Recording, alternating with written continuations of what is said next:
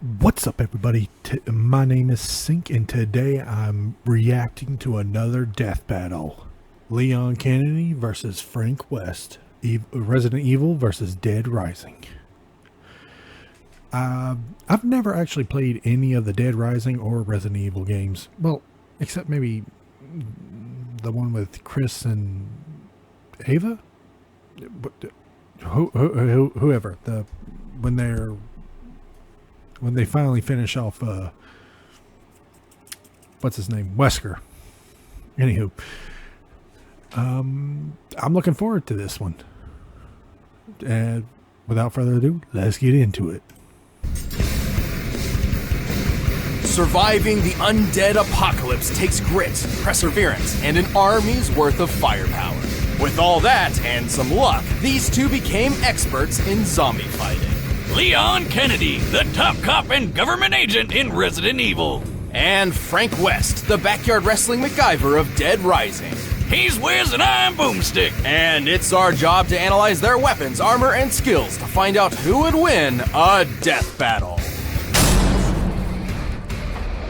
As a child, Leon Scott Kennedy's father instilled in him a strong sense of justice. Following in his footsteps, Leon joined the police force, determined to uncover the darkest riddles and uphold the law. So, for his first ever assignment, he took the biggest challenge he could find. Instead of picking an easy job like dishing out dastardly parking tickets, he was off to Raccoon City to investigate a bunch of mysterious murders. His instincts were good, perhaps too good. Officer Kennedy wound up choosing the most challenging and dangerous assignment he possibly could have. Yeah, turns out Trash Panda Town was due for a big old zombie outbreak, and Leon got stuck in the middle. How's that for hazing the rookie? He wasn't a rookie for long. After fending off the zombie threats and even taking a bullet from the grassy knoll, Leon was recruited by the American government as a special agent, bodyguard, and their go-to specialist for apocalyptic events. In all cases, the people that are bitten become infected themselves and go on to attack others. The only way to stop the spread of infection is to destroy the infectee's brains. Shoot them in the head.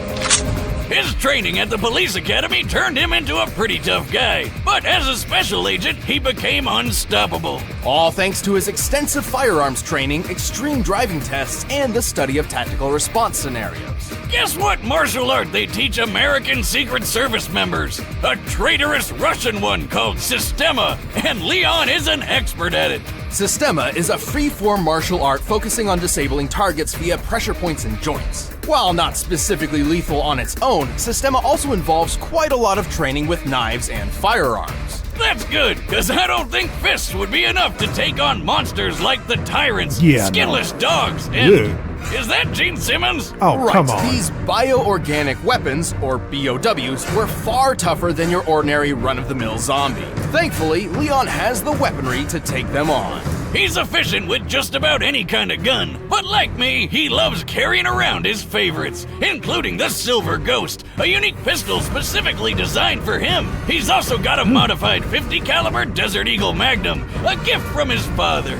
Lucky bastard. All I ever got from my dad was a sore cheek. While he has no problem dual-wielding handguns, Leon is extremely proficient in dealing damage with heavier weapons, such as the M203 grenade launcher or his ludicrous rocket launcher special. This red-tipped wrecker of an RPG is far more powerful than an ordinary propelled grenade. The gun itself looks similar to a classic RPG-7 model, first used as an anti-tank weapon by the Soviet Union. Since the red grenade is so deadly, it's probably a thermobaric explosive booster, which can launch over 600 feet for a 60-foot wide explosion. That's more than enough to take down one of those bow wows. Leon has plenty of experience with hand grenades, rifles, flamethrowers, etc., but one weapon stands above them all: his knife. Oh yeah, Leon's combat knife is way more than some plain old red cutter. He's practically magic when it comes to his skill with a knife. And if he gets hit, he'll be fine.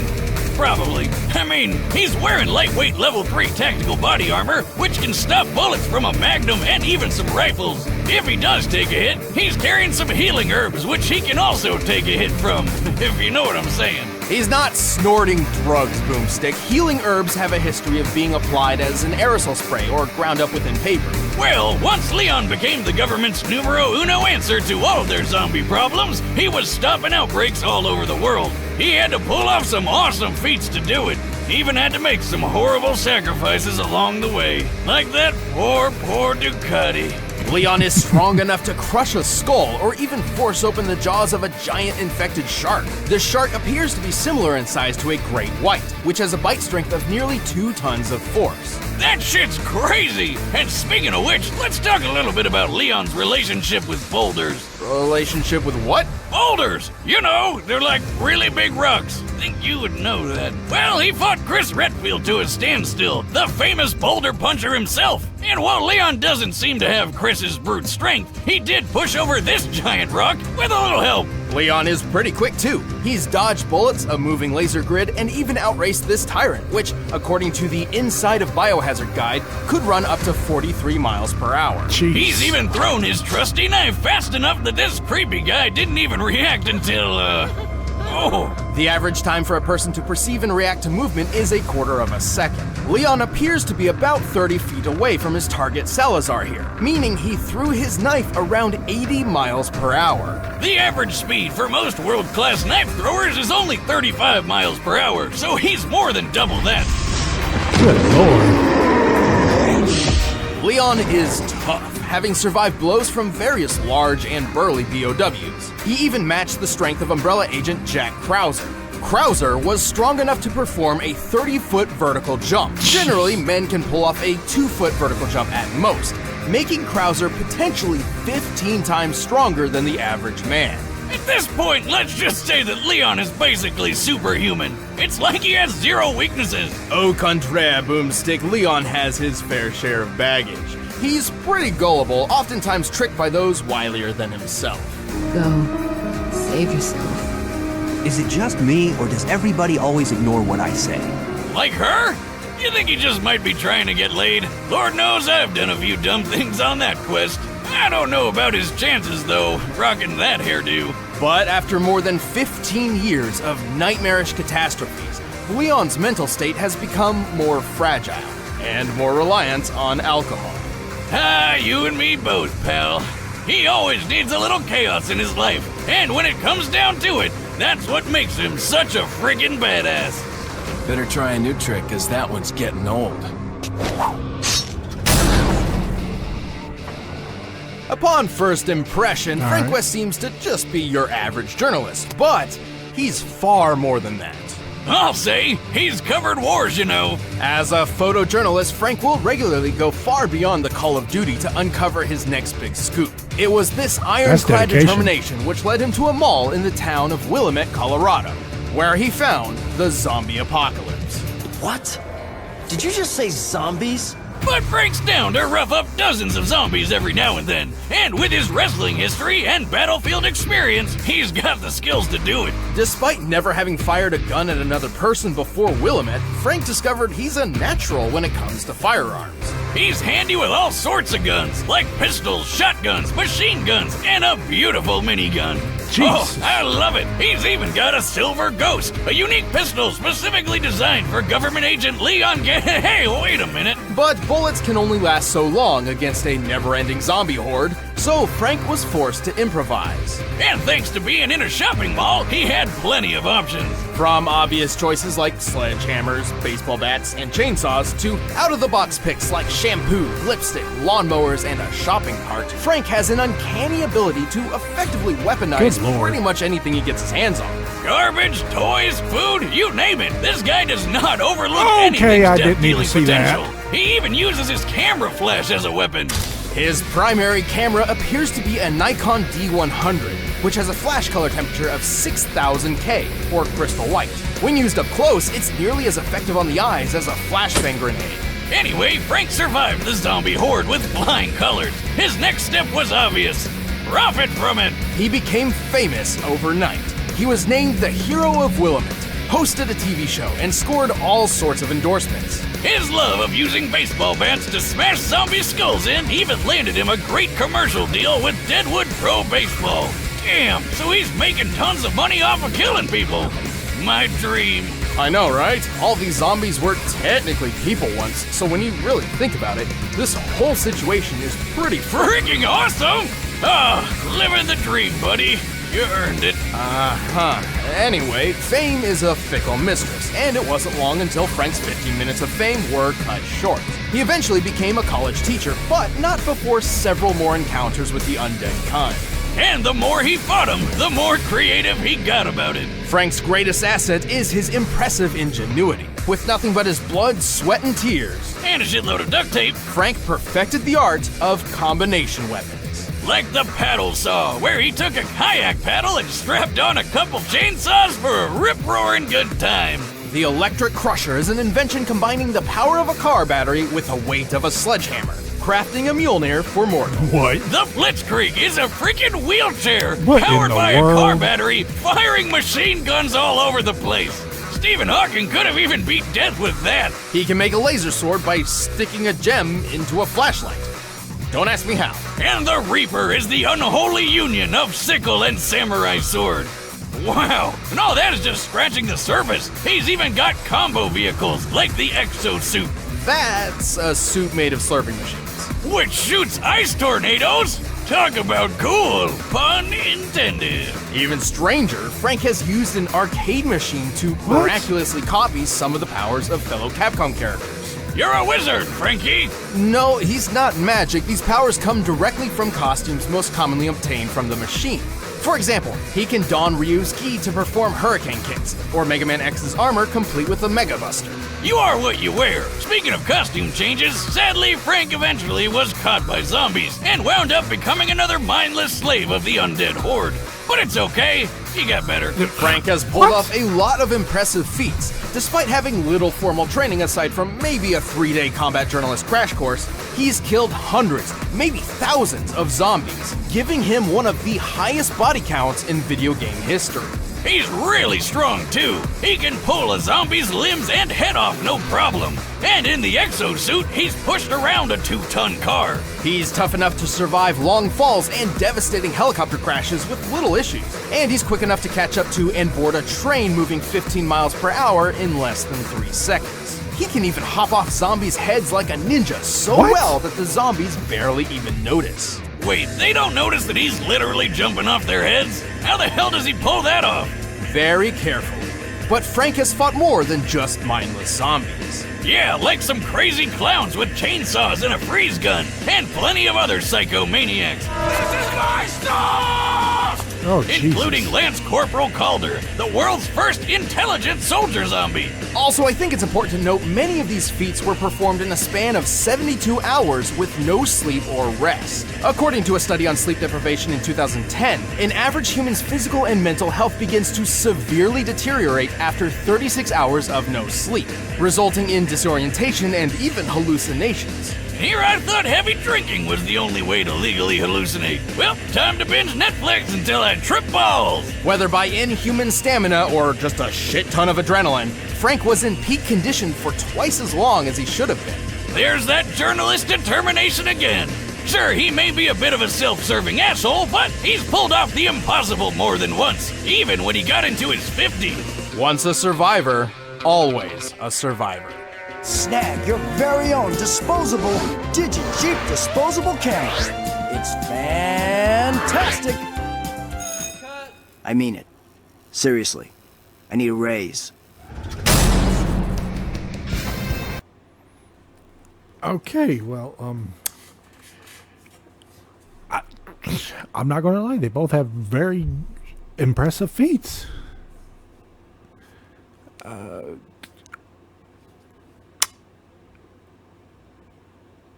I'm going to say I'm a fan favorite of the Resident Evil games, so I'm going to go with Leon Kennedy for the win. But I'm going to say these two, they are very impressive fighters. You have my respect, sirs. All right, the combatants are set. Let's end this debate once and for all. But first, let me tell you about how you can be the MacGyver of... With the evacuation complete, state officials are prioritizing outbreak containment. Yet there are still reports of looters within the city. Who knows what what these people think is worth braving certain doom to get. Sweet! Just what I was looking for. What are you doing? No one's supposed to be here. Never stopped me before, pal.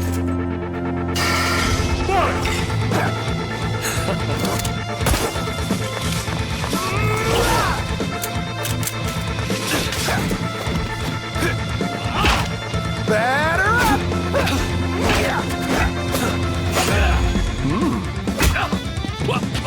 See you in a flash, buddy.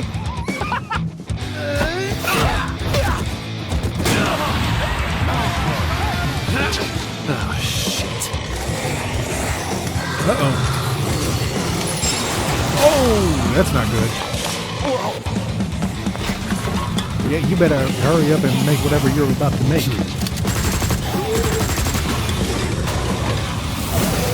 Oh.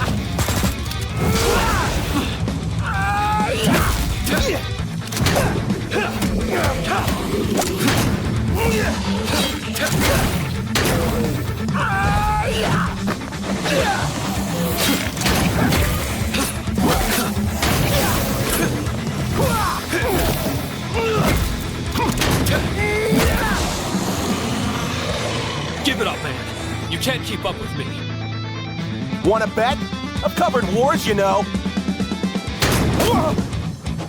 Uh-oh. That's nice, but I fought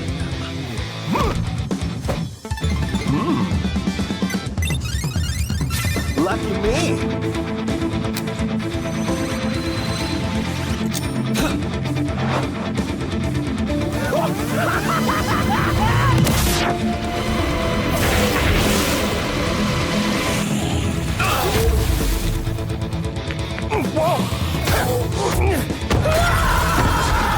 Oh! Oh! Shit.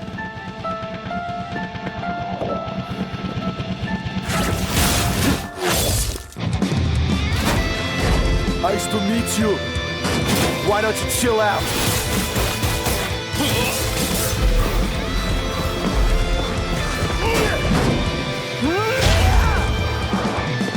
Here we go.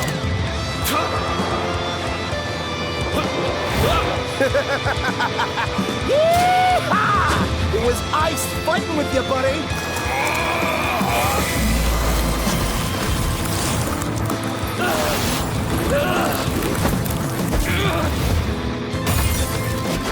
Game over.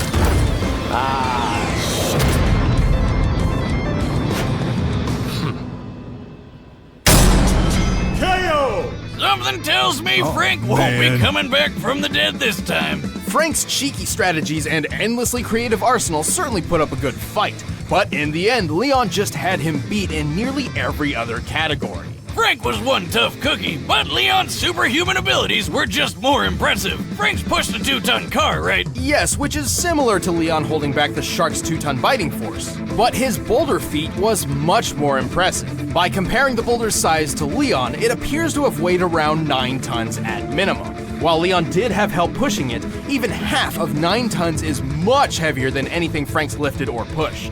Leon and Frank seemed equally tough, but Leon was definitely quicker. Bullet timing, laser dodging, and hell, Leon's speed and precision with his knife on its own is more impressive than any speed feat Frank's got. But in the end, the most important question was whether or not Leon could cope with Frank's insane weaponry and unpredictable creativity. But Leon's seen plenty of crazy shit in his career and fought lots of surprising and off-putting monsters. His years Nasty of little formal thing, training ain't it? and more consistent combat record certainly lent him the experience needed to win. He's survived numerous battles with enemies powerful enough to one-shot him, and he's shown plenty of creative strategy and critical thinking mid-fight. Like when he fought Tyrant Glenn, using momentum from his own injuries and throwing a friggin' motorcycle through the air. Leon was just too fast, too strong, too experienced, and too badass. He was frankly on his game. The winner is Leon Kennedy.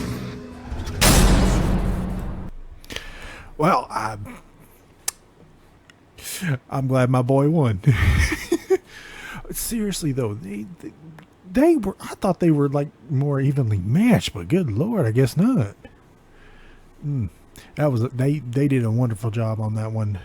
Anyways, thank you all so much for watching. If you liked it, leave a comment down below, leave a like on the video, hit the subscribe button, hit the notification button bell so you never miss a video, and let me know what you want me to either react to or play. And I will see you all in my next video. Bye.